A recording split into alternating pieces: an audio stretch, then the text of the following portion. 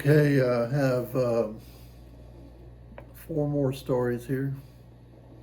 The first one's titled The Conflict Within Spirit, Flesh, and the Need for Law.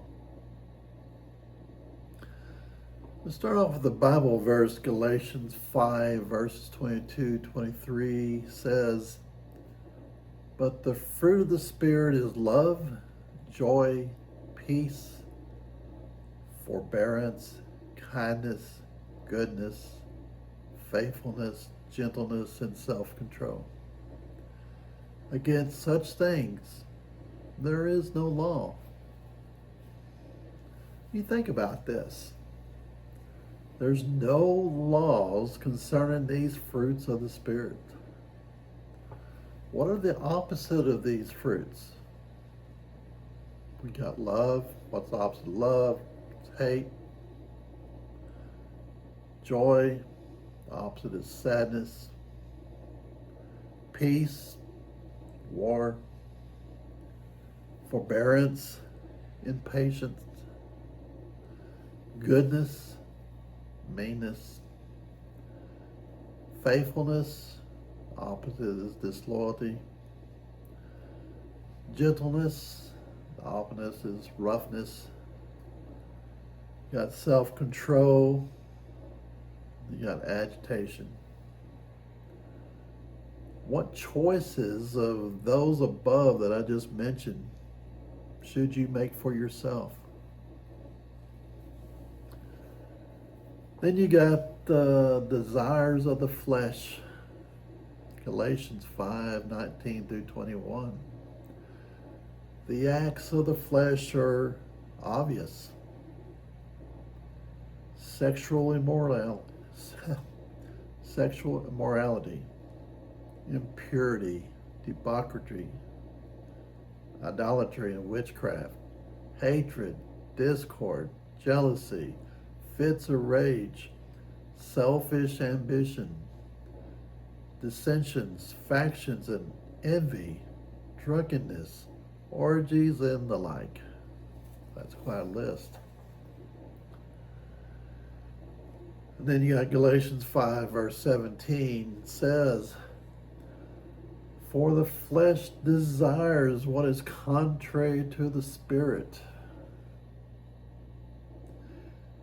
and the Spirit is contrary to the flesh. They conflict with each other. So you're not to do whatever you want.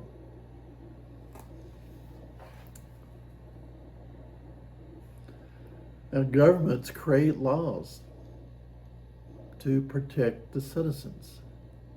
And they do make laws to regulate society and to promote order. And guess what? All these laws address the desires of the flesh, which is contrary to the Spirit. Essentially, it boils down to good and evil. And your free will comes into play. Your relationships that you have can be strengthened or weakened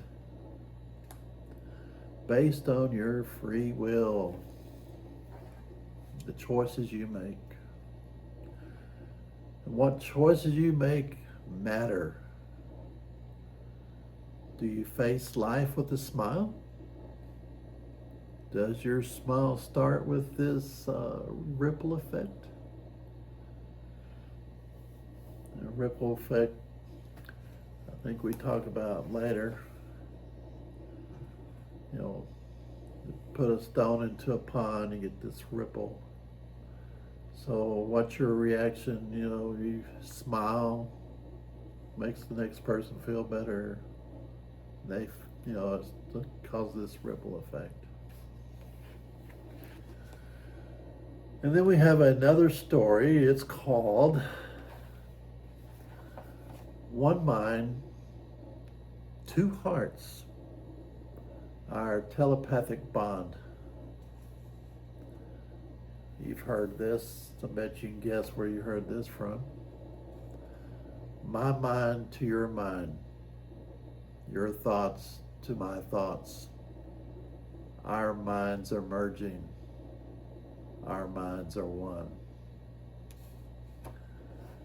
I I'm amazed about how much my brain and Shelley's brain are alike. We literally have the same thoughts. It's our brains are one. Well, this is quite something. Many times I will say something, and Shelley was about to say the exact same thing. We just we just think the same thoughts, whether we're watching TV or playing a word game or whatever we're doing. The time I'm writing this, I've known Shelley for 44 years. Having known and being close to each other over these years, we've gotten to know each other so well that somehow our thoughts are the same. It's quite something. It's like we have the same brain, the same thoughts. We're so in sync. It's really, really crazy. And it's to this day we're still that way. And my next story here, it's called Nutty Buddy Blur. Verse said, steals my memory. As I was waiting to go into the operating room, and this particular time, I was having an operation on my nose. My nose had polyps and deviated septum on both sides. I was really on my best days. I could barely get any air through my nostrils whatsoever. So anyway, I was about to go into surgery to fix all this. And then the nurse gave me a shot that would relax me. Now, I believe I found out later that this drug is called Versed. And I heard that besides relaxing you, it could also block your memory of the surgery. I do have some memory of the surgery itself. Well, let's just say the beginning of the surgery, before they put me under. But I remember very shortly after I received this Versed shot, I remember telling Shelley, well, that shot didn't affect me at all. Didn't feel a thing. But later, Shelley told me afterward, after I took the shot, that I asked the nurse for a Nutty Buddy, which is one of my favorite kinds of ice cream. I don't remember ever saying that. So, can you imagine what the nurse was thinking? Me asking her for some ice cream just before I go into surgery? I bet you the nurse didn't know what a Nutty Buddy was.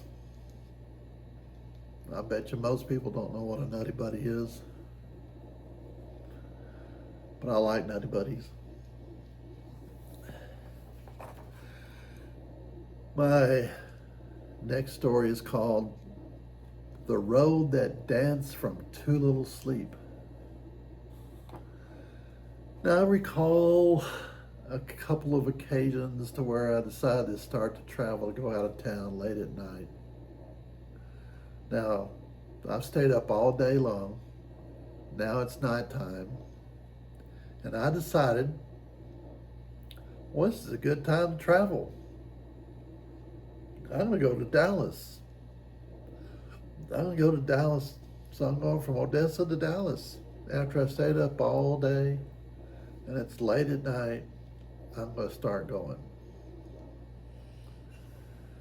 I might have got a halfway there.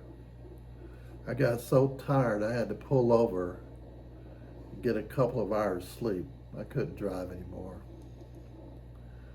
What was I thinking? There's another occasion I did this very same thing.